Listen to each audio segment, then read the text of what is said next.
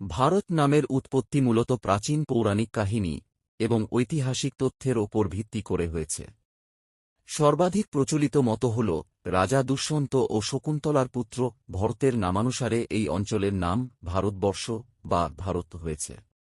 এছাড়াও ঋগ্বেদে উল্লিখিত একটি প্রাচীন ভরত উপজাতি থেকেও এই নামের উৎপত্তি হতে পারে বলে ধারণা করা হয়। ভারত নামের উৎসের বিস্তারিত বিবরণ পৌরাণিক মত মহাভারত পুরাণ এবং বিষ্ণু পুরাণ অনুসারে এই ভূখণ্ড রাজা ভরত দ্বারা শাসিত হতো। তাঁর বীরত্ব ও উন্নত শাসনের কারণে এই ভূমি ভারত বা ভারতবর্ষ নামে পরিচিত হয়। জৈন ঐতিহ্য জৈন ধর্মগ্রন্থ অনুসারে প্রথম তীর্থঙ্কর ঋষভনাথের জ্যেষ্ঠ পুত্র ভরতের নাম থেকে এই জমির নামকরণ করা হয়েছে, যিনি একজন চক্রবর্তীন বা সর্বজনীন রাজা ছিলেন। ঐতিহাসিক ও ভৌগোলিক মত ঋগ্বেদে ভরতজন বা উপজাতির উল্লেখ পাওয়া যায়। এছাড়াও ভারতের ভৌগোলিক সীমানা হিসেবে প্রাচীন সাহিত্যে উত্তরে হিমালয় এবং দক্ষিণে সমুদ্রের মধ্যবর্তী ভূমিকে বোঝানো হয়েছে।